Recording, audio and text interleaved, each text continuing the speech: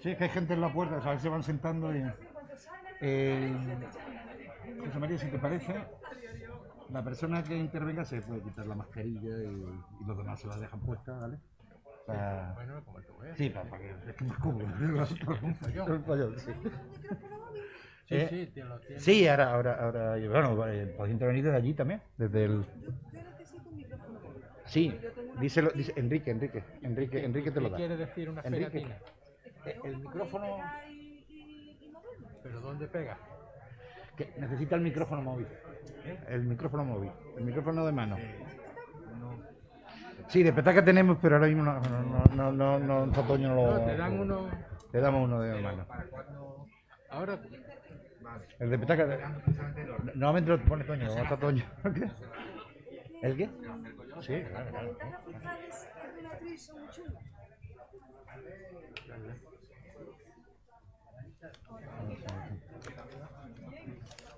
Hola, ¿qué tal? Me alegro verte, ¿qué tal?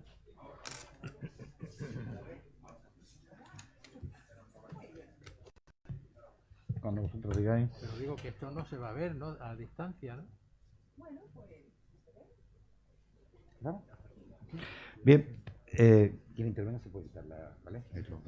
Mantener ya está.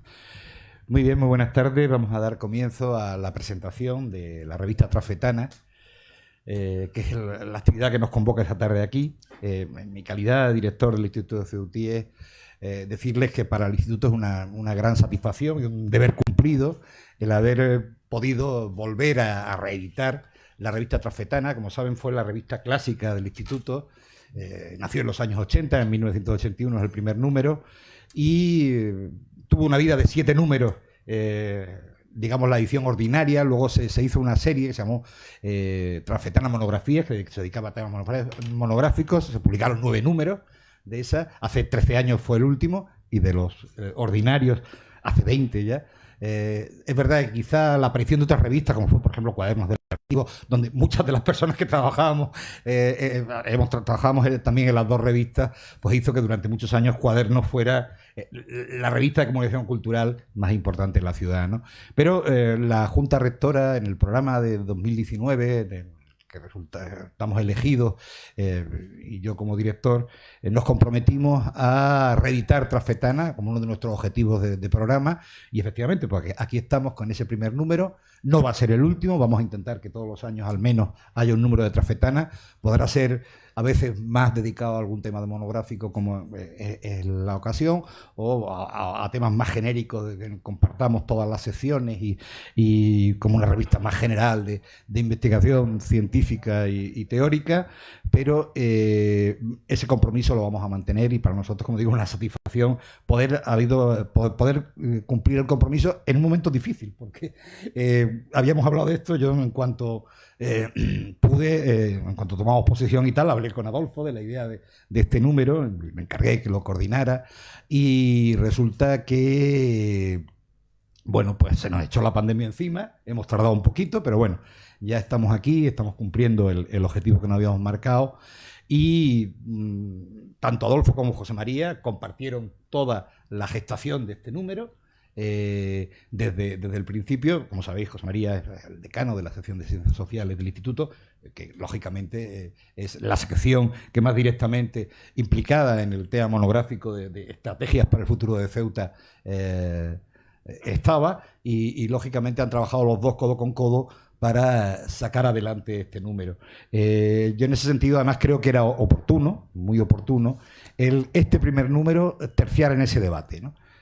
Había un debate, había y hay un debate abierto en la ciudad sobre cómo reorientarla, los problemas fronterizos con Marruecos, después la crisis reciente, aunque es verdad que el número estaba prácticamente terminado cuando la crisis se desarrolló, hacen que sea necesario pensar en cómo reinventar la ciudad, cómo reorientarla en temas sociales, políticos, económicos, y bueno, pues creíamos que era oportuno el que abrir una vía de debate o sumarnos a ese debate que está abierto desde el Instituto de Ceutíes. También hay que decir una cosa, porque he leído en algún medio, esto no es, o lo que la revista refleja, no es una posición colectiva del Instituto, que no la hay. El Instituto es un instituto de estudio, es muy plural, hay muchas posiciones sobre los temas y por supuesto el Instituto no tiene, en este sentido, no tiene una estrategia para Ceuta, no la tiene como tal instituto, ¿no? Otra cosa muy distinta es sus miembros, ¿no? Sus miembros, muchos de ellos trabajan en estos sectores, aportan ideas, pero son las ideas de sus miembros que nosotros difundimos a través de la revista Transfetana, ¿no? Eso sí lo quería dejar claro,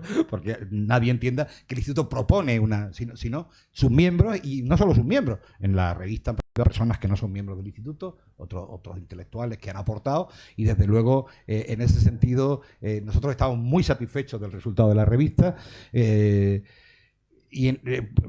pero sí queríamos dejar claro que nosotros queremos que ese debate se produzca, queremos aportar en ese debate, pero desde luego lo queremos hacer desde la independencia de sus miembros y desde la propia responsabilidad intelectual de los miembros que firman los artículos, ¿no? En ese sentido.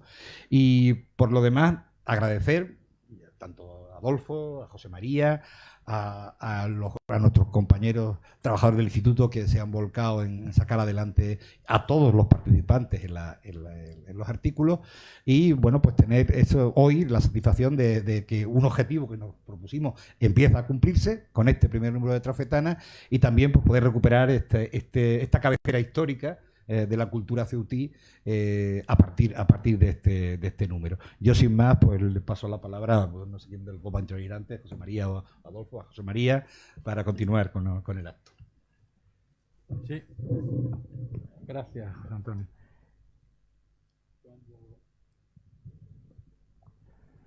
Cuando Adolfo me propuso el retomar la vida de la revista Transfetana, me pareció una idea magnífica porque se conseguían dos objetivos. Uno, volver a editar la revista después de tanto tiempo, y segundo, tocar un tema tan trascendental como el que me proponía, que era una estrategia para el futuro de Ceuta.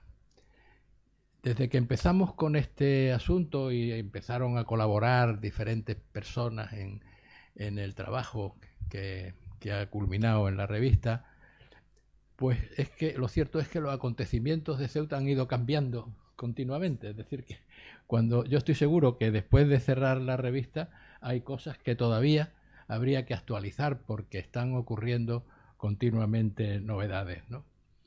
Y desde luego es un acto original porque siempre estamos aquí para presentar algún libro, para presentar unas jornadas, para alguna ponencia en un congreso, y sin embargo en este caso estamos pues retomando una vieja publicación del instituto y además dedicándola a un tema tan crucial como el futuro de Ceuta a través de sus problemas actuales, ¿no? Y viene a cuento que hace unos días me citaron en Madrid, en la Universidad Complutense, para que les explicara un tema realmente interesante de Ceuta. En el proyecto Europa 2000, Horizonte 2000 se llama, de la Comisión Europea, hay un trabajo que se está haciendo sobre la convivencia de los musulmanes en España, Francia, el Reino Unido y Noruega. y están viendo cómo la comunidad musulmana convive con la natural de cada país, y querían saber el caso de Ceuta. Estaban estudiando en la Universidad Complutense, que es la encargada de España, naturalmente. Quería saber cómo ocurre esto en Ceuta, ¿no? Yo, cuando me llaman para hablar de Ceuta fuera, voy enseguida, porque una de las cosas que necesitamos los ceutíes es que se explique fuera lo que está ocurriendo aquí. Y cuando hablé con la profesora que estaba encargada de este tema, y le dije que claro, Ceuta era distinto al resto de España en este tema de la convivencia de la población musulmana. Y me dijo, ¿por qué? Digo, porque en el resto de España seguramente estaréis tratando de la población musulmana. Mayoritariamente son inmigrantes que vienen a trabajar a España, que tienen sus contratos, sus familias se han traído y viven aquí. Pero en Ceuta esa población musulmana es española. Reside, tiene su vivienda allí y vive en Ceuta. Son españoles como yo, y por tanto tienen todas las ventajas de ser ciudadanos europeos. Pueden viajar tranquilamente. Claro, de momento se quedó un poco perpleja porque vio que cuando estudiara la situación de España tenía que hacer una excepción para el caso de Ceuta, que es completamente distinto al resto, ¿no? Pero claro, ya cuando empezamos a hablar de Ceuta, se interesó, como suele ocurrir últimamente, ¿no? Porque últimamente, cuando viajamos por ahí, la pregunta es siempre, ¿qué está pasando en Ceuta?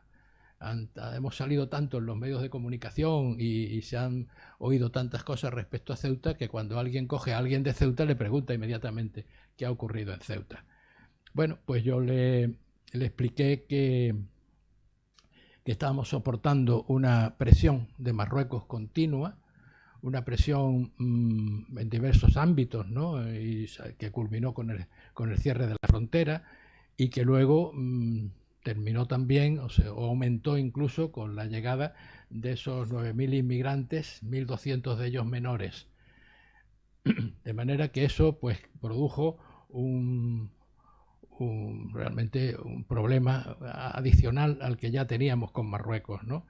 De momento ocurrió que más del 10% de la población creció con esa avalancha que se nos vino encima de pronto y que estaba perfectamente orquestada, no fue algo que ocurrió por casualidad. Y la verdad, y tuve que reconocerlo así, es que 4 meses después de aquello, todo sigue igual. La frontera sigue cerrada, los inmigrantes en gran parte siguen en Ceuta, los menores están sometidos a trabas administrativas y judiciales y por tanto están aquí. Estamos importando COVID incluso a través de ellos.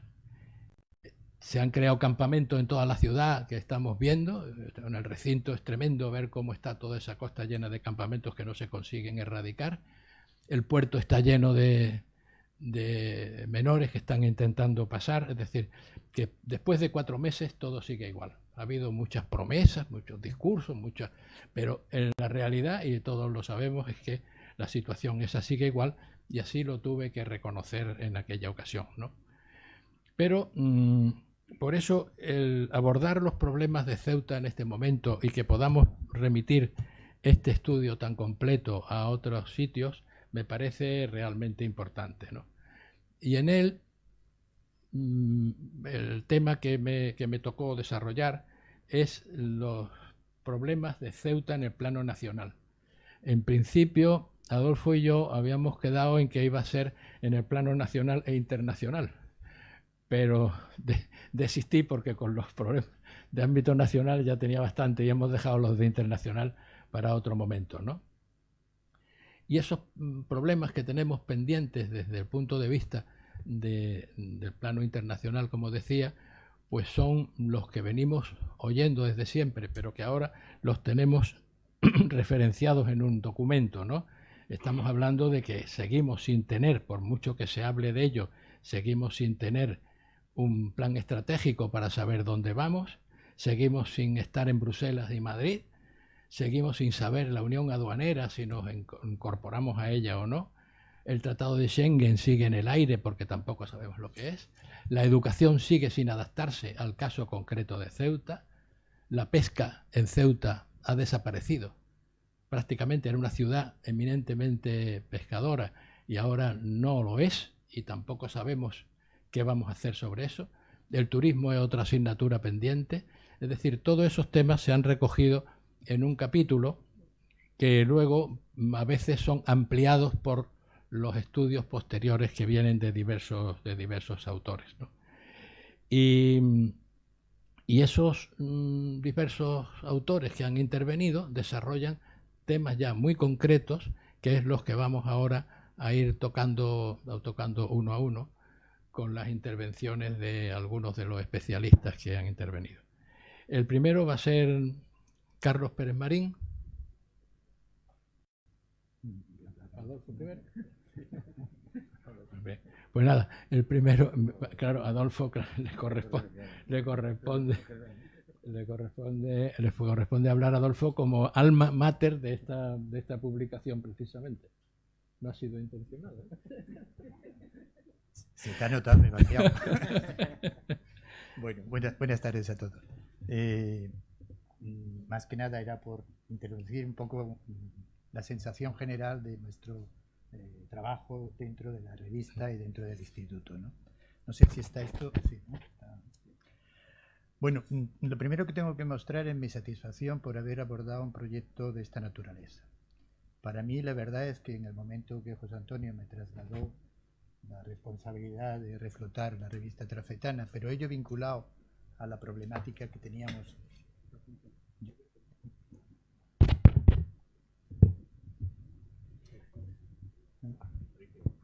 Vale. Vinculado, digamos, a la temática, pues parecía que era una oportunidad que a muchos nos estaban posicionando en una situación en la que no había manera, digamos, de contribuir, de aportar, y que la presencia de un vehículo como una revista dedicada monográficamente a la tarea, pues venía a dinamizar lo que era un proceso no solamente para reflotar la revista, sino para que el contenido fuera de una actualidad y sobre todo una oportunidad de poder entrar en un debate en el que es difícil en estas situaciones, y tal y como hemos vivido en los últimos años, pues haber tenido una situación abierta para poder haber contribuido, ¿no? Desde esa perspectiva, desde el primer momento tengo que decir que encontré una colaboración entusiasta de mucha gente, que había muchos temas. La revista, como ha dicho antes José Antonio, ni es, digamos, una propuesta que haga el instituto, ni siquiera que hacemos los propios miembros, pero sí que lo que aportamos es idea. Una de las primeras cuestiones que yo me planteaba era, de la ciudad tiene que salir idea, tiene que salir un talento que realmente muestre que aquí dentro somos capaces también de responder a los retos que tenemos. No tenemos que estar esperando que vengan a solucionarnos las cosas, sino que de una manera autóctona nosotros podemos también contribuir a esa salida. Y es verdad que encontré pues, proyectos muy interesantes, ideas muy interesantes, y que con todo esto fuimos estableciendo, digamos, un índice en el que en principio queríamos que todo lo que hubiera fuera interesante y con visos de viabilidad y de necesidad, pero que indudablemente no podía abarcar una temática de por sí tan compleja y tan extensa. Y sobre todo desde, digamos, una perspectiva en la que teníamos poco tiempo para sacar el número, y por lo tanto el procedimiento y la reflexión conjunta pues tampoco era muy fácil, sino que teníamos que tener ya un poco la experiencia desarrollada sobre los campos en los que íbamos a hablar, a opinar o a estudiar. Bien, es verdad que insertado en el instituto, tener una actividad de esa donde empiezas a encontrar colaboración sin rechazo, sin, digamos, la problemática que es inherente a todos nosotros, que no estamos dedicados a la actividad del instituto, sino que tenemos nuestra actividad profesional y que venimos, digamos, de una manera solidaria, de una manera generosa, a contribuir a los problemas que desde el instituto, que en el fondo siempre yo he visto el instituto como una especie de foro donde se aborda la reflexión sobre la problemática buena, mala, interesante, menos interesante, que afecta a la ciudad. Y así ha contribuido a cosas muy importantes. Para mí, no solo Transfretana, sino el bagaje que la institución ha aportado a Ceuta es tan rica que cuando uno observa ciudades de nuestro tamaño, incluso ciudades mayores, destaca que nosotros tengamos un catálogo de bibliografía sobre la ciudad importantísima. Todo eso empezó con la historia, nuestra apasionante historia, lo que fue concitando esa participación de los ceutíes y de los que iban integrándose como miembros, pero que ha ido sufriendo, como todo, una adaptación y una modificación en el instituto. Yo creo que hay un punto de inflexión en el instituto en el que se pasa de ser una especie de club, de ser una especie de asociación que tenía, digamos, esa habilidad en una etapa anterior, donde institucionalizar un ente como esto era complicado, pero que se da el paso de tener, y se ve en la propia trayectoria de la revista Transfretana, como una miscelánea de temas y como unas aportaciones, digamos, de diverso sentido, de diverso rigor, diverso contenido, y que en un momento determinado todo eso en el instituto se va encaminando, digamos, a una mayor rigor en el trabajo, mayor, digamos,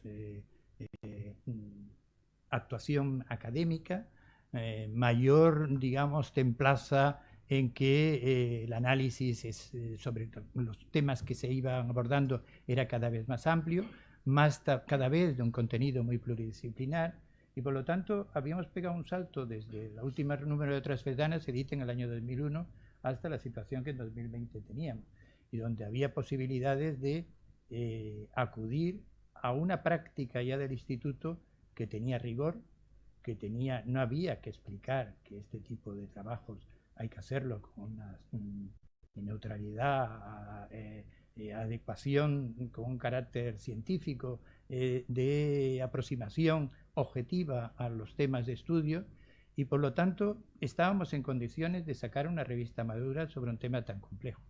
Y yo me he sentido satisfecho de cómo se ha ido haciendo, ¿no? Digamos que todos los temas que aquí hay creo que son de interés, todos son temas para debatir, unos pueden ser más interesantes que otros, pero presentan una panoplia de herramientas con las que poder hacer reto a la crisis. Hablaba de ese cambio fundamental que se produce en el instituto, y yo creo que corresponde a una época que tiene nombres y apellidos, que es toda la época de dirección de Simón Chamorro, donde realmente se ve cómo va avanzando una academización de la institución, ¿no? Y eso permite que realmente podamos abordar ahora los temas, digamos, con otra amplitud, serenidad y perspectiva.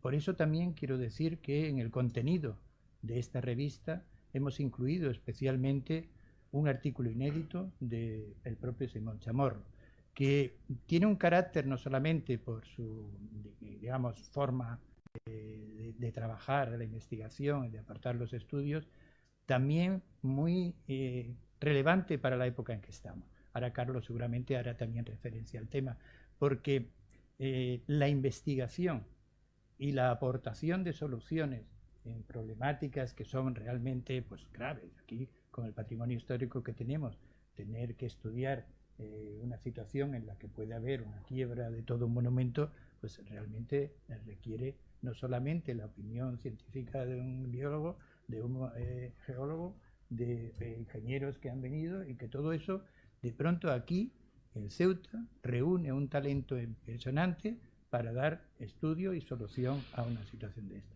Bueno, creo que era ejemplar.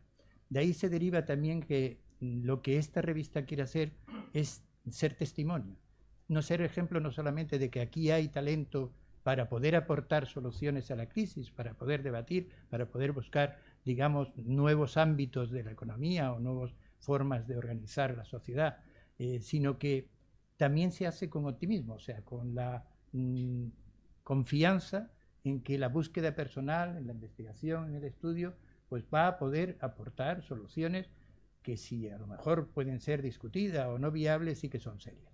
Son serias y su contenido pues merece la pena que sea tenido en cuenta. Ahora veremos en ese repertorio cómo hay cosas que pueden sorprender. Por ejemplo, a mí me destaco mucho el caso de la energía. El haber ha podido aportar un estudio donde las necesidades energéticas de Ceuta pueden estar no solo cubiertas, sino muy satisfechas, acudiendo solamente a energía renovable, pues no solamente es algo optimista para el futuro, sino que es algo que abre un campo económico, de viabilidad, de poder acudir a otros negocios importantes y sobre todo de que autóctonamente podemos cumplir los objetivos que hoy en día tenemos fijados en la Unión Europea, y que todo ello podría ser, obviamente, condicionado a los estudios necesarios, pero nos proporciona también la visión de que esa es una competencia que si no viene energía de fuera es exclusiva de la ciudad, salvando la competencia legislativa, que obviamente también se habla en la revista de ella. Bueno, son ejemplos que van a dar una especie de aporte, digamos, de expectativas, todas ellas con un sentido bastante positivo, y que realmente ese es nuestro espíritu, contribuir, ver cómo dinamizar esos debates, ver cómo podemos también ampliar, digamos, con este ejemplo, los foros donde la preocupación es general.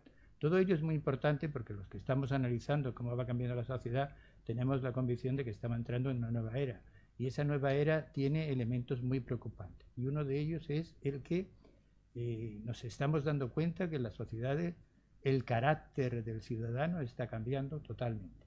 El ciudadano cada vez, por decirlo en términos coloquiales, es más pasota. Cuando los regímenes democráticos exigen precisamente ciudadanos responsables, bien informados y que contribuyan a ese pacto social que es la democracia, ¿no? Y por tanto, el carácter que va adquiriendo la sociedad es de víctima. O sea, víctima que todo lo cuestiona, reclama que se le dé prácticamente todo, y yo creo que pone en más vigencia todavía la famosa frase de Kennedy: no preguntes qué puede hacer el Estado por ti, sino qué puedes hacer tú por el Estado, por tu país, ¿no? Bueno, ese es un poco el sentido orientador, el sentido digamos, positivo que quiere introducir la revista. No voy a extenderme más, gracias por la atención. Muy bien, bueno, pues entonces vamos a seguir con las intervenciones de los especialistas que han trabajado en la revista, siguiendo el mismo orden precisamente que tiene la revista.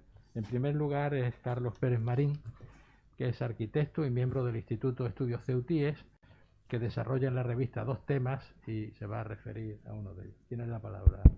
Hola, buenas tardes. ¿Funciona? Tienes que darle al No, pero el botón no se escucha. La palanquita que tienes ahí. ¿Ahora se escucha? ¿No? Ahora prueba las dos. Yo creo que se escucha bien. ¿No? ¿Ahora sí? Ahora.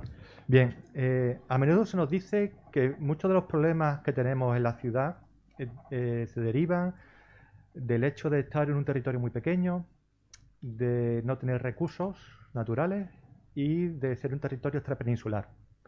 Entonces, en función de eso, yo me he dedicado a desarrollar en 2 artículos si eso es cierto o no en 2 aspectos. Uno es nuestro posicionamiento geográfico y otro es el energético. Porque en el posicionamiento geográfico también todos sufrimos los problemas de las comunicaciones con la península, todos conocemos los problemas que se derivan de la frontera, ya sea la inmigración, ya sea el contrabando, los problemas también diplomáticos con un país como Marruecos, ¿no? Pero ¿realmente todo es negativo, todo es pesimista, o realmente tenemos posibilidades de aprovechar ese posicionamiento geográfico? Marruecos lleva décadas desarrollando una serie de estrategias para desarrollar, desde el punto de vista social, industrial, económico, cultural, su país. Y se ha visto en estos últimos años cómo todo era negativo para Ceuta, todo estaba encaminado a hundir a Ceuta. Bien, yo pienso que cuanto mejor le vaya a nuestros vecinos, cuando hablo de vecinos me refiero a Marruecos, pero también a Argelia, mejor nos irá a nosotros. Me refiero a Ceuta, a España y a Europa. Y eso es una cosa que no hay que perder de vista. Porque el desarrollo que está llevando Marruecos y del cual hablo, sobre todo en cuanto a infraestructuras próximas a Ceuta, es un ejemplo de cómo cuando uno tiene conciencia de dónde vive, de la región donde vive, uno puede sacar partido de todo eso. Y eso implica tener conciencia a diferentes escalas. Uno de los temas que trato es el puerto de Tánger. La ciudad de Tánger ha cambiado radicalmente gracias a la transformación de los puertos. Pero esos puertos existen a varios niveles. Existen a un nivel de la ciudad, pero también existe a un nivel regional, como puede ser el Estrecho de Gibraltar, pero también a un nivel del África subsahariana o a un nivel intercontinental. Toda la infraestructura que está haciendo Marruecos están a todos esos niveles y, por supuesto, se desarrollan en muy diferentes estados temporales. Mientras en Ceuta nos dediquemos a cambiar aceras y a cambiar bordillos y a cambiar farolas, mal vamos. ¿Por qué?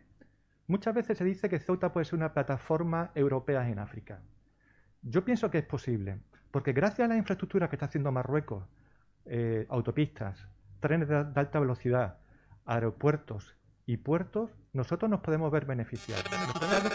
No solamente para ir a comprar a Marruecos, ir a la playa o hacer turismo, también para trabajar, también para desarrollar negocios.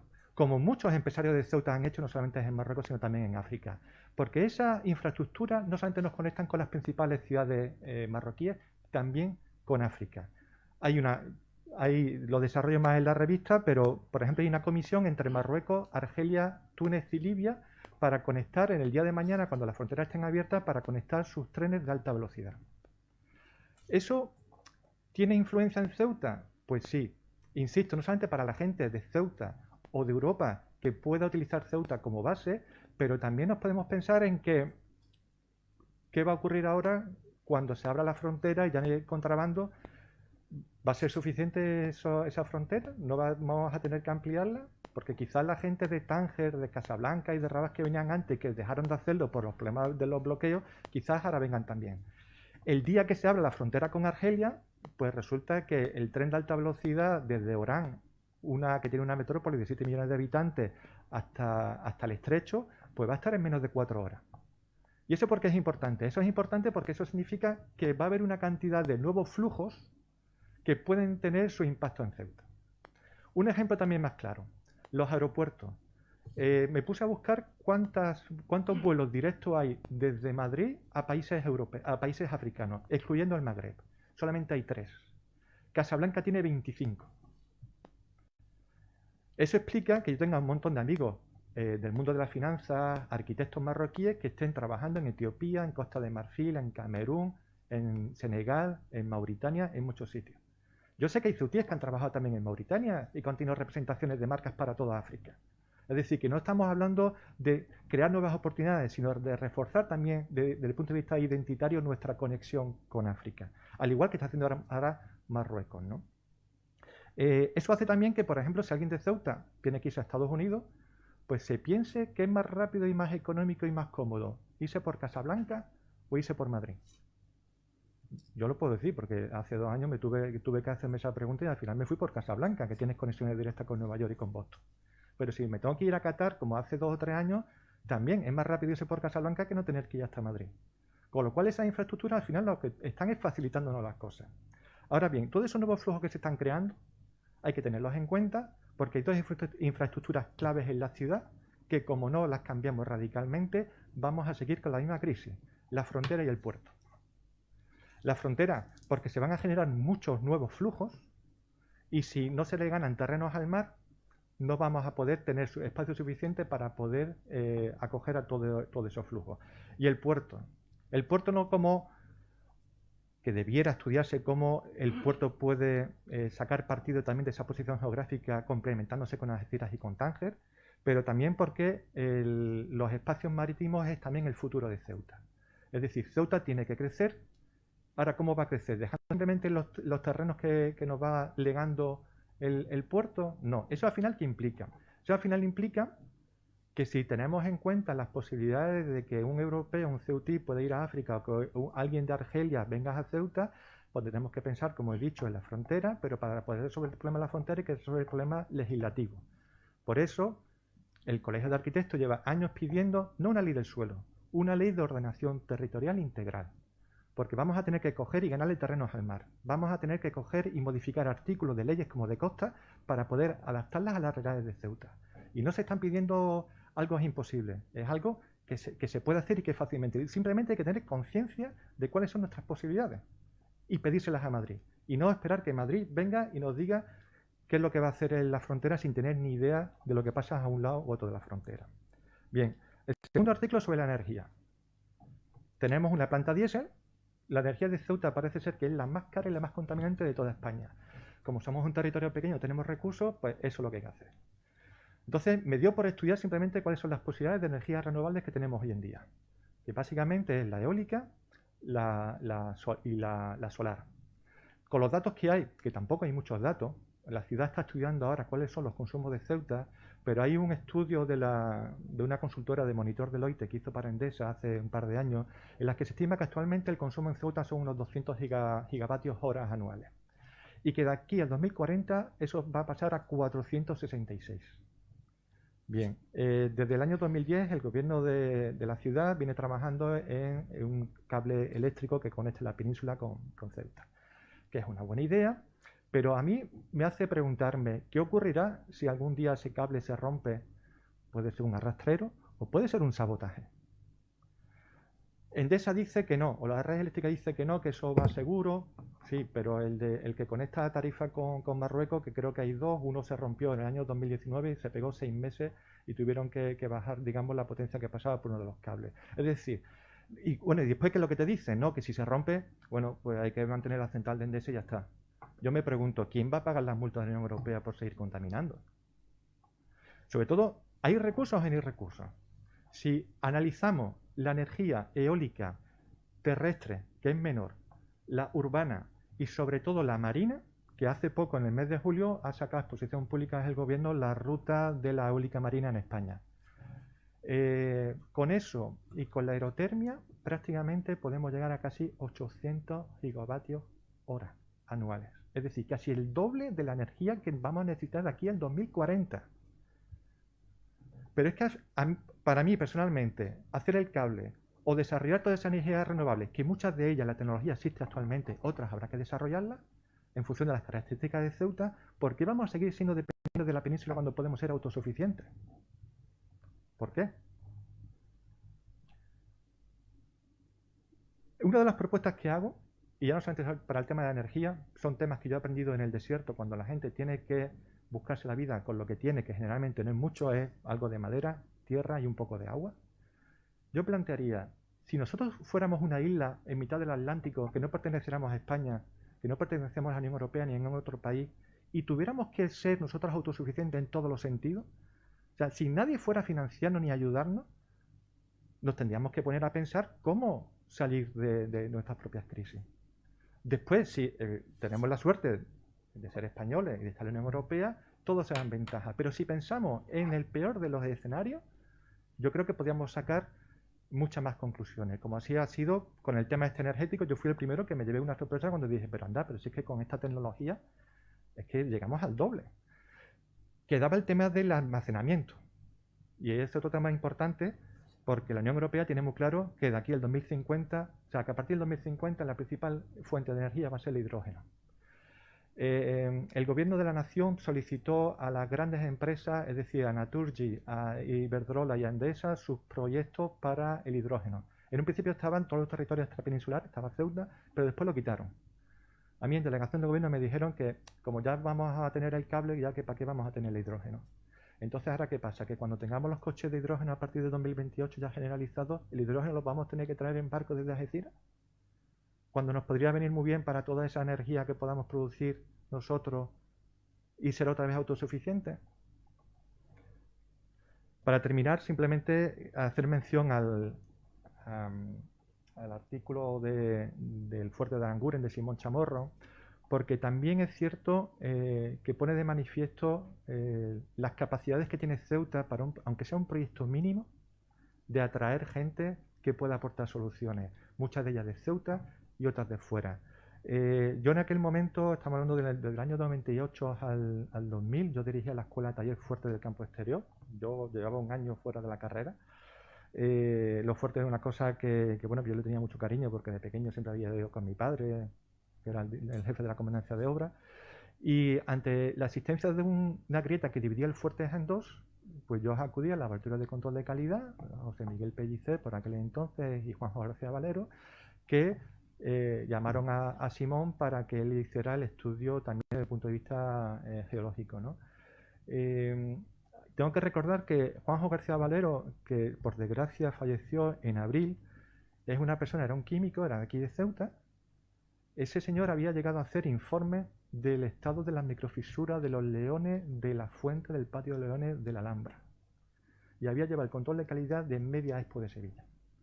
Yo he tenido la suerte de trabajar en varias obras con él aquí en Ceuta y yo nunca he aprendido más sobre construcción que con ese señor, ¿no? Y yo fui un privilegiado cuando podíamos ir a Aranguren con José Miguel, con Simón, con Juanjo, también con mi padre, que nos acompañó algunas veces, y hacer esa investigación. Pero lo más interesante es que cuando hubo que recurrir a un ingeniero para ver cómo se intervenía en un fuerte que tenía una falla que pasaba justo por debajo y que seguía activa, que es una falla que descubrió Simón, que no se conocía ni la existencia de esa falla ni que estuviese activa, pues yo me contacté con un ingeniero de Córdoba, Antonio Molina, porque me había recomendado un catedrático, y yo me quedé sorprendido porque quiso venir a Ceuta para un proyecto chiquitito. El presupuesto de recalce del fuerte eran 34.000 euros, que nunca se llegó a hacer por problemas administrativos. Pero Juanjo me dijo, oye, Carlos, ¿cómo has conseguido convencer a alguien como Antonio Molina para que venga a Ceuta para este proyectito? Digo, no sé, pero le pareció un desafío, pues vino, ¿no? Antonio Molina fue el ingeniero que después con nosotros hizo el desdoblamiento del Paso de las Palmeras. Él trabaja con una empresa él también estuvo trabajando en los problemas estructurales de la Catedral de Sevilla y ahora, por ejemplo, dirige para el Madrid la construcción del Bernabéu. Y va a seguir colaborando conmigo en otro sitio. Eso es, ya para terminar, lo que decía antes Adolfo, de cuando, con lo singular que es Ceuta, y sí, problemas que son bastante difíciles de resolver, pero que también son bastante atractivos a la hora de resolver problemas y a la hora de poder venir a Ceuta y desarrollar investigaciones. Si la ciudad hiciera un inventario de cuántos investigadores en materia de inmigración, de arquitectura, de historia, de arqueología, de ingeniería, o sea, cuántos vienen, porque Ceuta, desde el punto de vista geográfico, es tan interesante que poder montar un laboratorio a escala de la ciudad sería facilísimo. Y nos podría ayudar a resolver esos problemas de renovables, nos podría ayudar a resolver muchos otros problemas que tiene la ciudad, ¿no? No me extiendo. Gracias. Muy bien. Ahora va a intervenir María José Fernández Maqueira, que es también miembro del Instituto de Estudios Ceutíes, y que se va a referir precisamente a la educación no universitaria en Ceuta. Adelante. Hola, buenas tardes, miembros de la mesa, buenas tardes a todo el público. Cuando recibí el encargo de participar en la entonces futura, hoy presente revista Transfretana, recibí con él una dosis extraordinaria de ilusión, respeto y responsabilidad. Acepté como aceptan los cándidos, con más ilusión que pericia, y me puse a la cola de los compañeros que, como yo, pero con mayor experiencia y conocimiento, dijeron sí a este ilusionante compromiso. Hoy, y ya con el deber cumplido, os doy las gracias, Adolfo y Carlos, por vuestro atrevimiento. Como una improvisada cariátide, cayó sobre mi cabeza el peso de la educación. Realizar una revisión del estado actual de la educación no universitaria en Ceuta. En definitiva, un diagnóstico meditado y basado en mi experiencia sobre las mayores debilidades y fortalezas de la educación en nuestra ciudad. A lo largo de mi amplia carrera docente, he tenido el honor de poder observar la educación de nuestra ciudad desde diferentes perspectivas. Como docente, como equipo directivo, como miembro de la Junta de Personal, como participante en el Foro de la Educación y más recientemente como Administración Educativa, habiendo sido jefa de la unidad de programas. Desde todas las aristas de ese diamante, pues así debe ser tratada siempre la educación, como la más valiosa joya que posee una sociedad avanzada, he podido comprobar que las debilidades, carencias y dificultades son muchas. Sin embargo, debiéramos plantearnos en primer lugar en qué alto grado está afectando la desigualdad instalada en nuestra ciudad en el funcionamiento y resultados de nuestro sistema educativo. Me pareció un juego justo de palabras titular el artículo Educar entre columnas. Quise señalar así dos hechos. De una parte, el carácter fronterizo de nuestra ciudad y las consecuencias que se derivan de ella. Y de otra, el riesgo palpable de convertirnos en una ciudad con dos latidos a diferentes ritmos. De hecho, a la educación ceutí podrán achacársele deficiencias y todas ellas deberán ser asumidas. Sin embargo, nuestras escuelas poseen el mérito indiscutible de ser el único elemento compensador de las desigualdades que sufrimos en Ceuta. Es por ello que defendemos la urgencia de poner el foco en el diseño de estrategias sociales y políticas dirigidas a superar la creciente desigualdad, pues de otro modo, la filosofía de la inclusión sobre la que debe sustentarse la cultura de nuestros centros educativos será papel mojado. ¿Podemos los docentes defender la equidad como principio pedagógico en una ciudad abiertamente desigual? La respuesta es sí, debemos, pero les diré que es inmensamente difícil. En las otras cuestiones no menores de esta revisión del estado de la educación, nuestro artículo argumenta el acierto que supone trabajar para el contexto a partir del contexto. Repasamos también las necesidades más acuciantes de nuestra educación y algunos logros, no solo de las políticas educativas, sino también de los propios centros de nuestra ciudad. El objetivo del artículo Educar entre columnas no es otro que invitar a la reflexión de cada uno de los colectivos que componen la educación. Las instituciones, las familias, muchas de las cuales se mantienen al margen del proceso de formación de sus hijos, causando así un daño irreparable. Los muchos docentes que todavía mantienen su actividad profesional dando la espalda a la formación y a veces a la vocación, o la propia política educativa excesivamente centralizada. Nuestro talante es constructivo y alentador, y animamos valientemente a seguir trabajando por la educación en Ceuta, para no cometer un error de insalvables consecuencias si acabamos normalizando el fracaso educativo y aceptando nuestra incapacidad para abordarlo. De todas las fortalezas como ciudadanos, deseo subrayar la capacidad de Ceuta para lidiar con la incertidumbre y las dificultades. Somos un laboratorio. Hemos aprendido antes que los demás el sentido de la convivencia, de la inmigración y del surtido sonido de las lenguas.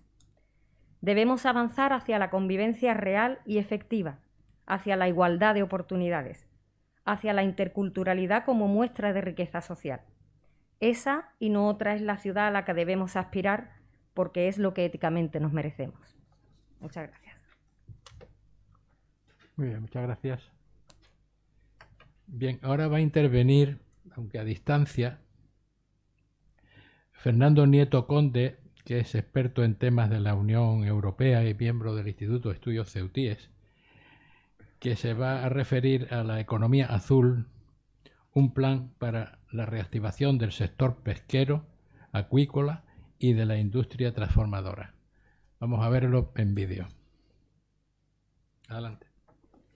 Hola, buenas tardes a todos. Quería comenzar agradeciendo a los organizadores que me hayan invitado a participar tanto en el evento como en la elaboración de esta edición especial de la revista Transfretana, y sobre todo quería agradecer a los participantes, a los oyentes en estas jornadas por compartir preocupación sobre el devenir de Ceuta. Sobre economía azul sostenible, bien, el Consejo de la Unión Europea aprobó a finales de mayo de este año pues unas conclusiones en los que basa este concepto en 4 pilares: en disponer de unos océanos saludables, en el conocimiento, en la prosperidad y en la equidad social. Estas conclusiones, pues mediante ellas el Consejo pretende garantizar que la Unión Europea promueve una economía moderna, que sea eficiente en el uso de sus recursos, resiliente, competitiva y sostenible. Mediante la economía azul se pretende cumplir los objetivos del Pacto Verde Europeo y al tiempo garantizar una recuperación ecológica e inclusiva de la pandemia COVID-19. Bueno, pues el Consejo, mediante estas conclusiones, lo que hace es respaldar todo el trabajo que ha venido haciendo la Comisión Europea durante años al respecto de la economía azul sostenible. ¿Qué engloba este concepto? Pues todas aquellas actividades económicas que se desarrollan o tienen que ver con el mar y con el litoral. Claro, Ceuta es una ciudad costera, marinera, y por tanto involucrada, de hecho, en la economía azul. Hay un abanico de actividades económicas muy amplio, todas ellas interrelacionadas entre sí, que, como digo, vienen a ejercer su actividad de manera sostenible. Quiere decirse que, bueno, siempre que se garantice el uso sostenido de esa actividad en el tiempo, será bienvenida en el concepto de economía azul. Como digo, en Ceuta, ciudad marinera, pues ha habido algunas actividades que siempre han tenido, bueno, pues una importancia relevante, como son la pesca, la transformación de los productos pesqueros, menor medida de acuicultura, y bueno, y hay pues unos sectores que, si bien no son los más importantes en términos cuantitativos, sí tienen cierto interés en Ceuta. Yo lo que hago en este pequeño artículo es añadir una serie de ideas al respecto sobre cómo bueno, pues hacer que esos sectores pues vuelvan a estar, digamos, en el lugar que le correspondería. Tradicionalmente estas actividades tuvieron importancia, pero fueron decayendo, sobre todo precisamente a la raíz de la adhesión del Reino de España a las comunidades europeas, pero sí que es posible que estas actividades pues, bueno, vuelvan a reflotar y vuelvan a ser un activo más en la economía de Ceuta, en concreto la economía azul. De esta forma, en pesca, bueno, pues la actividad es muy residual, pero hay algunas actividades como la almadrabeta que todos conocemos que son dignas de apoyo. Ahí ofrezco una serie de iniciativas que, bueno, que podrían garantizar que esa actividad pues, se sostiene en el tiempo. Igualmente hay algunas que son bueno, más novedosas, como serían todas las actividades relacionadas con lo que sería la pesca-turismo o el turismo pesquero, es decir, cuando vienen pues personas a visitar Ceuta, pues se le podría ofrecer un paquete alternativo de turismo visitando pues, la lonja o incluso en los alrededores mediante una embarcación, los alrededores de la Almadrabeta en el momento de un izado del copo, en fin, una serie de actividades que podrían ser bueno, pues, atractivas para determinados turistas que vinieran a la ciudad. En otro ámbito, la acuicultura, pues hay un potencial enorme. De hecho, la Comisión ahora mismo está elaborando una estrategia para el cultivo de algas. El aprovechamiento de las algas es una disciplina bueno, que está en boga, que será un activo más en lo que es la economía azul, y quizá Ceuta podría ofrecer pues algún tipo de valor añadido en el conjunto del litoral español. No se debería perder, digamos, el punto de mira en este sentido. Otras actividades relacionadas con la transformación de los recursos pesqueros, en lo que es las conserveras, que antaño pues estaban sitiadas en Ceuta, quizá podríamos pensar en, bueno, pues que estas empresas volvieran a instalarse en el territorio mediante incentivos que se han aplicado en otros sectores, incentivos económicos, fiscales, sociales, de manera que, bueno, que podría ser una realidad. En fin, son una serie de ideas dentro del concepto mucho más amplio de economía azul. Soy consciente del error, en el sentido de que ahora mismo poco sentido tiene invocar bueno, pues acciones concretas sin haber elaborado antes una estrategia que incluyera incluso los objetivos del desarrollo de una economía azul. Quiero decir, por ejemplo, si estamos ahora mismo pensando en incentivar fiscalmente pues, el establecimiento de determinadas empresas, poco sentido tiene si estamos al tiempo solicitando la entrada en el territorio aduanero común del territorio de Ceuta. Entonces, soy consciente de ese error. Realmente pretendo solamente pues, indicar una serie de acciones concretas en estos tres subsectores de la economía azul, dentro de un concepto, como digo, mucho más amplio: tema portuario, tema, por supuesto, renovables marinas, energías renovables marinas, que es una manera de desarrollar, en fin. Solamente estos tres subsectores están aquí tratados y nada, espero que sean de interés. Muchas gracias. Muy bien, pues ahora va a intervenir Arantxa Campos Gorriño, que es abogada y directora de Interservicios, para desarrollar el tema el régimen económico fiscal de Ceuta y la necesidad de su divulgación exterior. Adelante. Sí.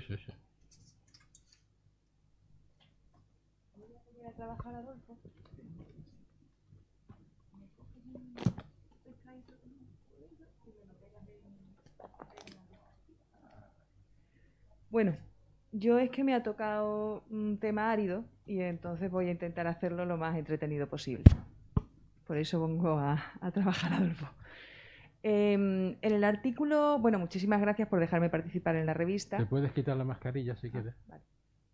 Para hablar. Muchas gracias por dejarme participar en la revista, porque bueno, me ha parecido un trabajo muy interesante y dejarme participar me parece muy agradecida por ello.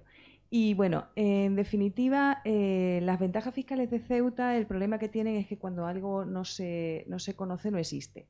Y ese es el problema de las ventajas fiscales de Ceuta, que no se conocen. Todos los niños conocen que en Andorra hay ventajas fiscales, que en Gibraltar hay ventajas fiscales. Sin embargo, la mayoría de la gente, cuando le hablas de las ventajas fiscales de Ceuta, no saben que existen. Con lo cual, yo lo que pretendo es, con el artículo, es hacer ver que para que las ventajas fiscales se conozcan es necesario un plan. Porque todo el mundo, si tiene un objetivo, ese objetivo debe ser, bueno, ese objetivo puede ser que se conozcan o que no se conozcan. Si tenemos el objetivo de que no se conozcan, bueno, habría que dar una serie de pasos para que no se conociesen. Pero si verdaderamente queremos que esas ventajas fiscales se conozcan, tenemos que seguir un plan. Y bueno, como también hablo en el artículo de las ventajas fiscales de Ceuta, y mi plan hoy es que las ventajas fiscales de Ceuta se conozcan un poquito a todo el mundo, pues os voy a explicar un poquito cómo son las ventajas fiscales de Ceuta. Vamos a imaginar una empresa, que las voy poniendo aquí, ¿vale? Una empresa que tenemos que... ¡Ay, que no se pega!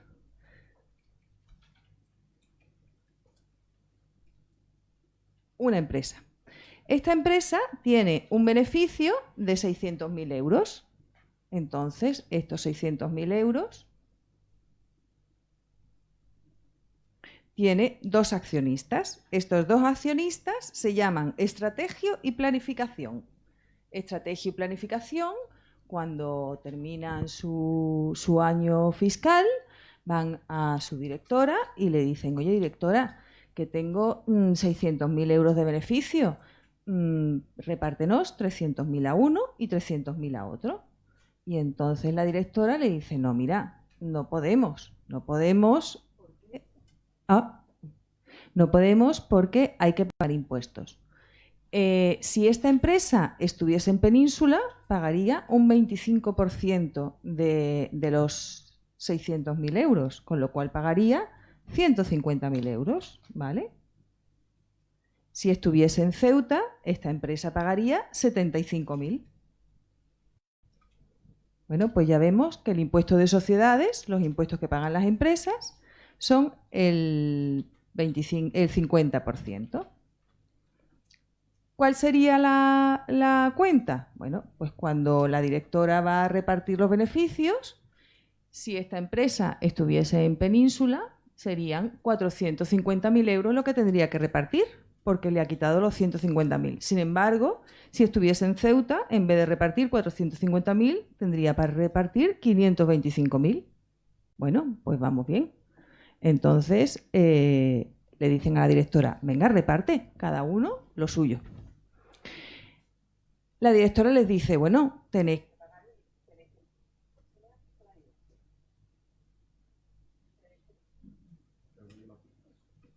Ya no quiere pagar más.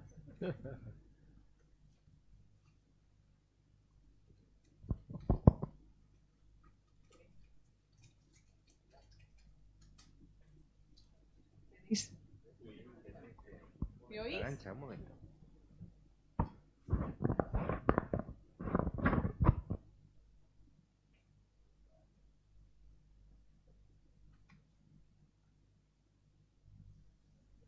Si hablo alto, ¿me oís? Sí, ¿no?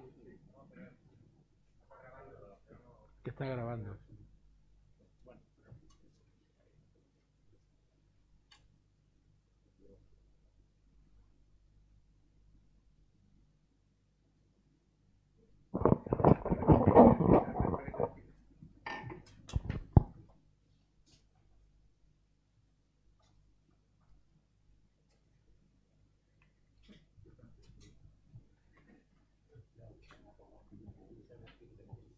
Te van a levantar un acta, ¿eh? Por retraso en el pago de... Yo del sitio, no utilizar el micrófono ya.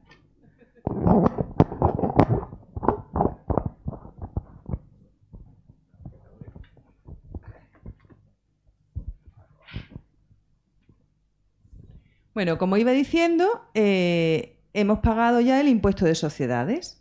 En Península se serían 150.000, en Ceuta 75.000. Con lo cual en Península repartirían 450.000 y 525.000 euros pues se repartirían si la empresa estuviese en Ceuta. Y entonces ahora viene el IRPF, porque llegan los dividendos a la cuenta de nuestros amigos Estrategio y Planificación. Y le dice la directora, tenéis que pagar. Y dicen, bueno, ¿y cuánto tenemos que pagar? ¿Vale? Bueno, pues entonces, si estos señores estuviesen en Península, tendrían que pagar por su empresa que está en Península 50.630 cada uno. En total, si sumásemos los dos IRPFs por los dividendos de cada uno, serían 101.260. Y si estuviéramos en Ceuta, la cuenta no sería de 450.000, sería de 525.000 y pagarían 23.702 cada uno. En total, 47.404 por 525.000. Esto, bueno, yo creo que salta a la vista que es un ahorro bastante importante y que es digno de que todo el mundo lo conozca. Y es solo una pequeña parte de las ventajas que tiene Ceuta y que todos los ceutíes las deberíamos conocer, que debería haber un plan para que estas ventajas se supieran en todos los centros de inversión, para que la gente que verdaderamente tiene intención de invertir en diferentes puntos del mundo pudiesen invertir en Ceuta conociendo nuestra fiscalidad y bueno, y ver, en definitiva, impuesto de sociedades 75.000 y IRPF 47.000 frente a un impuesto de sociedades de 150.000 y un IRPF de 101.000. Son 122.000, una factura fiscal de 122.000 frente a 251.260. Esta empresa, para obtener 600.000 euros, ha tenido un objetivo y ese objetivo se ha cubierto gracias a una planificación. Si nosotros no tenemos un objetivo, nunca llegaremos a poder divulgar realmente las ventajas fiscales de Ceuta. Y de eso va el artículo. Muy bien, muchas gracias.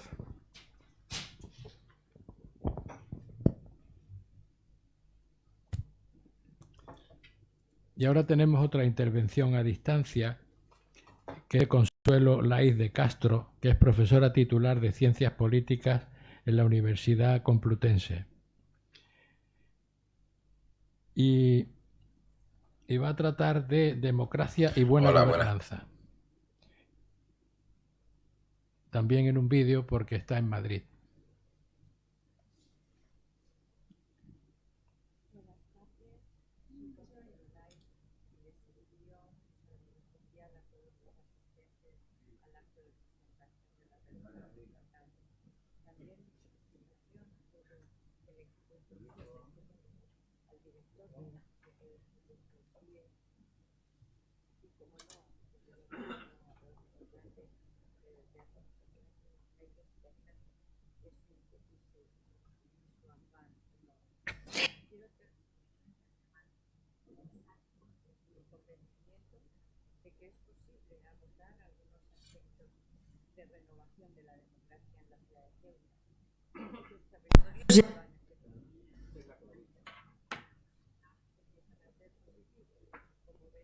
Artículo en mi explicación comparativa de diferentes territorios en España.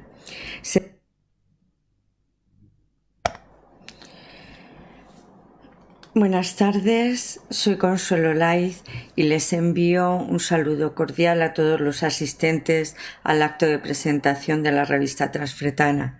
También mi felicitación a todo el equipo impulsor de este número, al director del Instituto de Estudios Ceutíes y, como no, a mi querido amigo Adolfo Hernández, que desde hace muchos años me ha ido impregnando de su inquietud ceutí y su afán renovador.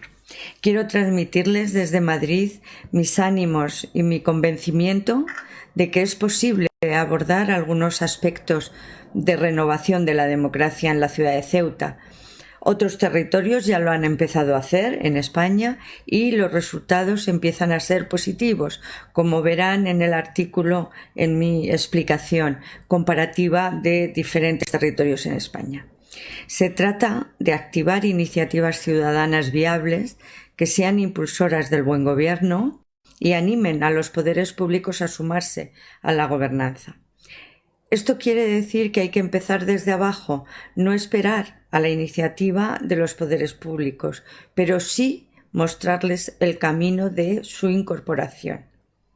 Para hacerlo es necesaria la planificación, la organización, los recursos, pero sobre todo la voluntad de empezar.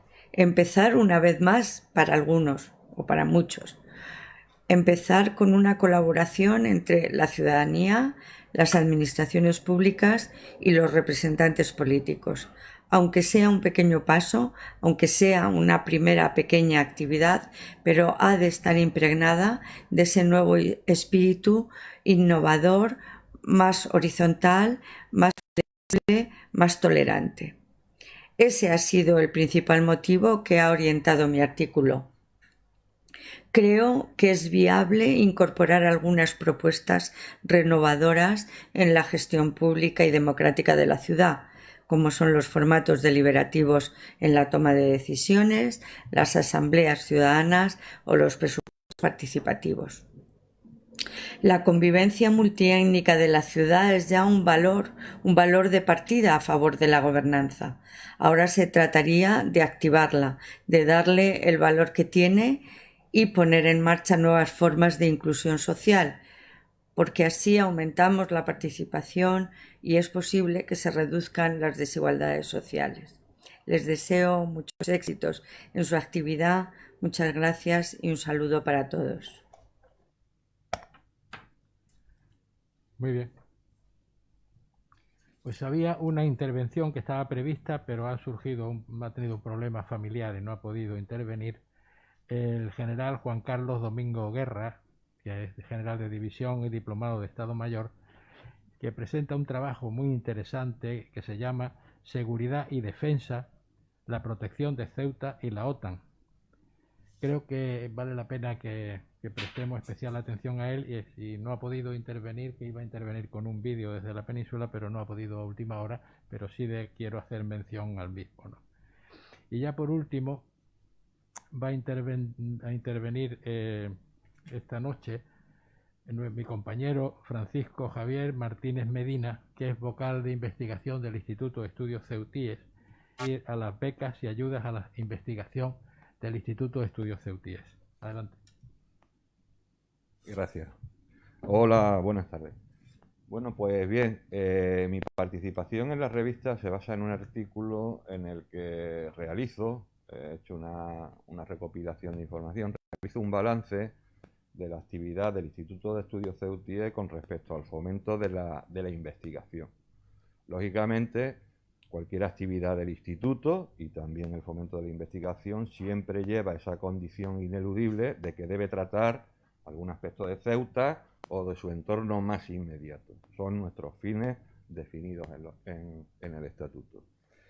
Entonces, bueno, yo realmente mi contribución es modesta, he recopilado la información, me ha tocado gestionar durante muchos años ya, porque el tiempo la verdad es que pasa más rápido de lo que uno quisiera, pues esta serie de convocatorias, pero ha sido una labor conjunta de muchísimas personas, tanto de miembros del instituto como de personas completamente ajenas a él.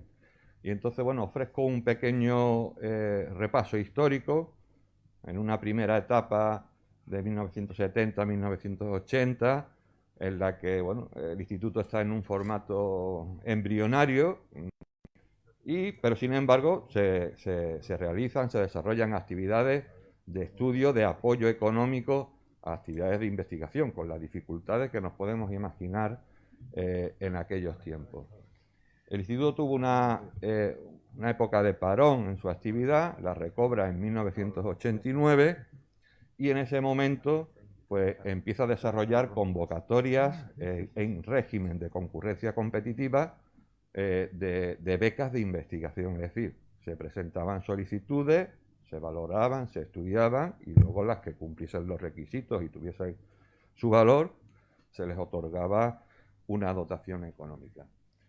Las cifras están en el artículo, creo que en esa época se llega casi a los 40 proyectos presentados o aprobados, perdón, casi el triple se presentaron como solicitudes y en esos 10 años, 1989-1999, se realizan 4 convocatorias cada una, desde que se iniciaba hasta que se terminaba, duraba 3 años y tuvieron, bueno, pues ese resultado bastante significativo.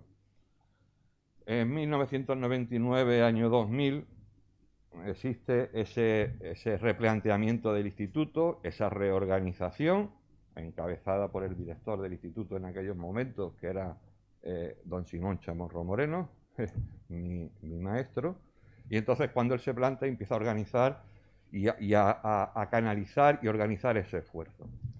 En esta última etapa, que todavía estamos, digamos, en ella, en 2001 se empiezan unas convocatorias de becas de doctorado, que tenían otro carácter, porque ya se otorgaba una beca, una especie de paga mensual a un estudiante de doctorado durante 3 años para que realizase su tesis, y bueno, era un esfuerzo económico importante, pero la gran ventaja era que teníamos a un investigador que se estaba formando, pero que se estaba formando estudiando a Ceuta en cualquiera de sus aspectos. Tuvimos 10 convocatorias de 2001 a 2011, se presentaron muchísimas solicitudes y al final pues 11 tesis doctorales fueron las que se beneficiaron de este apoyo económico.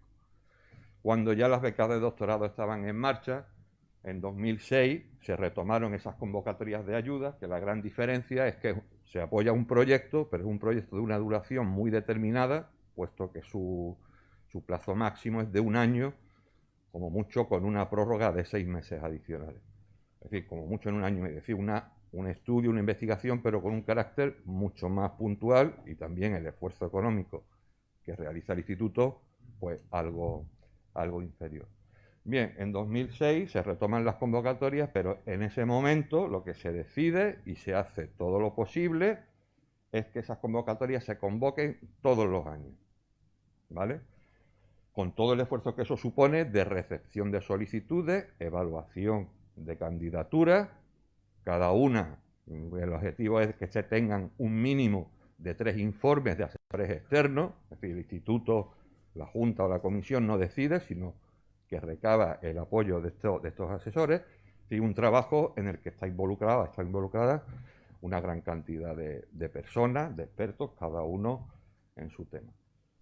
Vuelvo a repetir, las cifras concretas están en el artículo, las traía anotadas, pero en torno, creo que más de 300 solicitudes en todos estos años se han recibido y se han podido financiar y desarrollar en torno a 117 proyectos concretos de investigación, en los que, bueno, los campos que predominan por tradición y, bueno, por atractivo, el atractivo que pueda tener la ciudad, pues predominan los proyectos sobre historia de arqueología y proyectos sobre las ciencias en general. Bien, en este último periodo, es decir, desde 2006 a 2020, todos estos proyectos, todo este esfuerzo, la partida económica de la que se ha dispuesto ha oscilado entre un mínimo de 18.000 euros en los momentos iniciales o en los peores tiempos, hasta un máximo de 30.000 euros, contando 2020. Afortunadamente, ya en 2021 disponemos de 40.000 euros y todo apunta a que lo podamos mantener para el próximo año. Es decir, quiero decir que si analizamos todas estas cifras, que gracias a la petición del artículo yo he echado la vista atrás y he dicho, Dios mío, todo lo que ha pasado por aquí, hablamos de cientos de informes, de cientos de solicitudes, de más de 100 trabajos de investigación puestos a disposición del público en general, porque el instituto, una vez que obtiene el resultado de la investigación, lo publica, lo divulga, y ese es también uno de sus principales pilares. Una cantidad, solamente en cifras, importante. Y sin embargo, si lo compara, se sopesa algo con la dotación económica que se ha tenido, bueno, estamos hablando de 18.000, 30.000 euros, que en comparación con otra serie de actividades y su dotación económica, podríamos calificar que es una contribución modesta. Esperemos que se pueda aumentar. Pero bueno, el resultado es el que tenemos. La eficiencia, desde luego, yo puedo calificarla de muy alta en función de los recursos que se han tenido. Lógicamente, eso ha sido posible gracias a la labor desinteresada de miembros del instituto, casi todos sus miembros, y de personal externo, y al final el producto está ahí. La relación que puede tener con un planteamiento estratégico es que cualquier toma de decisiones, al nivel que sea, de un nivel más general a un nivel más concreto, lo que necesita es información, datos objetivos sobre los que poder decidir. La ciencia, el conocimiento, nos alumbra el camino que se puede seguir, nos alumbra un margen. Es verdad que la ciencia no tiene respuestas concretas y rápidas de un día para otro a muchas preguntas. No nos vayamos a engañar que la ciencia sea la solución definitiva, pero sí que nos elimina al menos determinadas posibilidades o nos restringe el abanico de decisiones que se pueden tomar, ¿vale? Entonces, la contribución que puede hacer el instituto ante un planteamiento de futuro, un planteamiento estratégico, va por ese camino: aportar la información que se tiene, que ya se ha obtenido, y la información y el conocimiento que se puede obtener en un futuro. Y ya para terminar, pues destacaría que gracias a esa pequeña labor del día a día, esa tarea minuciosa, al final obtenemos una serie o una red de personas, de expertos, cada uno en su campo, que muchas veces, gracias a las convocatorias de ayuda, conocen Ceuta, la estudian, la divulgan y luego siguen trabajando sobre ella, porque en muchos casos, en una buena parte de los casos, después de una persona, un investigador, un experto, una persona que no conocía absolutamente de nada Ceuta o su realidad, resulta que gracias a esta ayuda económica se interesa por ella, la estudia e inicia una relación que en muchos casos luego se continúa. Bien por sus propios medios, bien con el apoyo del instituto, con sus publicaciones, con la organización de charlas, y lo que es indudable es que el atractivo que tiene esta ciudad para estos investigadores, para estos expertos, es muy alto. Es decir, la cantidad de proyectos, de ideas, de solicitudes que recibimos es muy alta y viene fundamentalmente determinada, bueno, por las características de nuestra ciudad, nuestra posición geográfica, en cualquiera de los aspectos que queramos estudiar Ceuta, ya sea ambiental, ecológico, económico, social. Es una zona de contacto, es una zona de hibridación. Aquí ocurren fenómenos que no ocurren en el resto del mundo y, por tanto, el interés y la aportación que podemos dar, tanto para los objetivos, los intereses concretos de Ceuta, como para nuestro país o el mundo, pues son muy altos. Entonces, bueno, eso es lo que yo quiero contar y ya pues despedirme con el empeño de que vamos a estar ahí aportando en la medida de nuestras posibilidades y por lo menos pues que en el futuro las decisiones dispongan de toda la información o de la mejor información que sea posible. ¿Vale? Gracias. Muy bien. Un segundo. Un segundo. Sí, y bien, antes de darle la palabra a Adolfo y un coloquio, quisiera especialmente señalar que en la página 157 encontrarán un trabajo magnífico que es el estudio geológico de los terrenos colindantes con el fortín de Aranguren, del que fue director del Instituto de Estudios Ceutíes y un gran amigo nuestro, Simón Chamorro Moreno. Yo recomiendo especialmente la lectura de ese capítulo. Y ahora, sí, Adolfo, si quieres.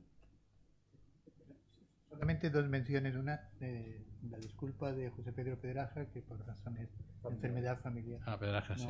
no ha podido asistir. Tiene un artículo muy interesante sobre las posibilidades del desarrollo urbanístico de la ciudad.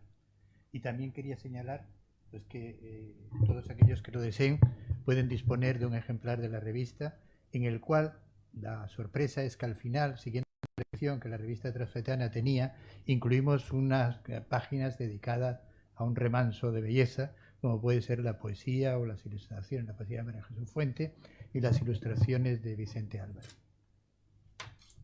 Muy bien. Bueno, pues abrimos un breve coloquio por si alguien tiene alguna duda o quiere hacer alguna pregunta.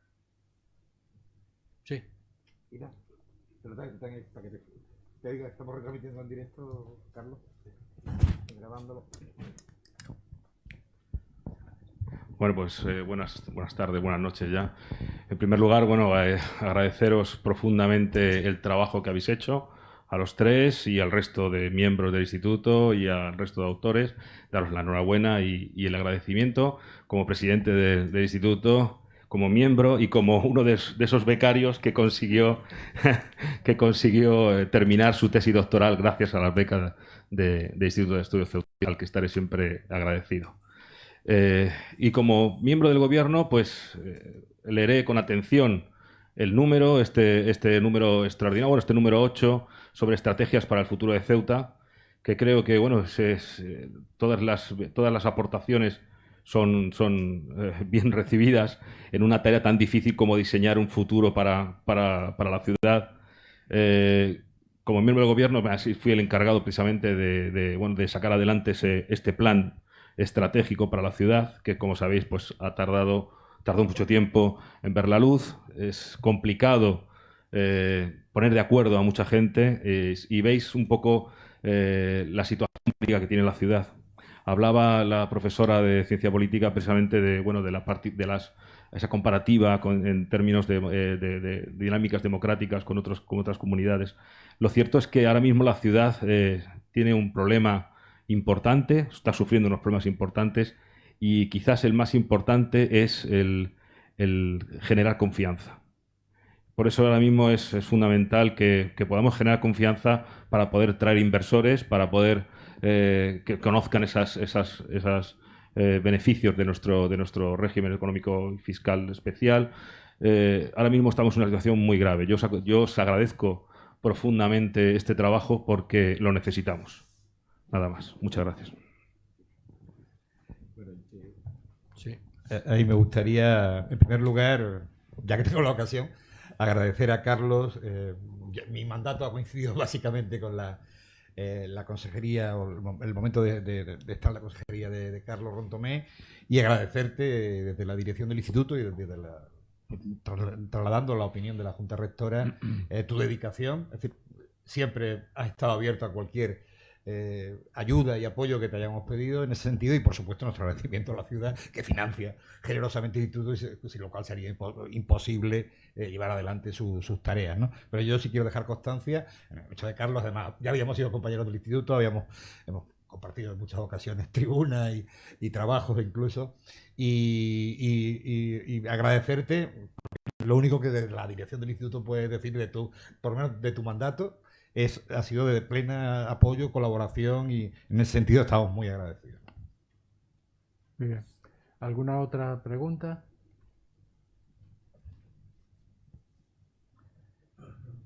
Muy bien. Bueno, pues entonces damos por terminado el acto y reitero lo que ya ha dicho Adolfo Hernández, que a la salida les entregarán un ejemplar de la revista Transfretana también para que tengan un recuerdo de esta tarde.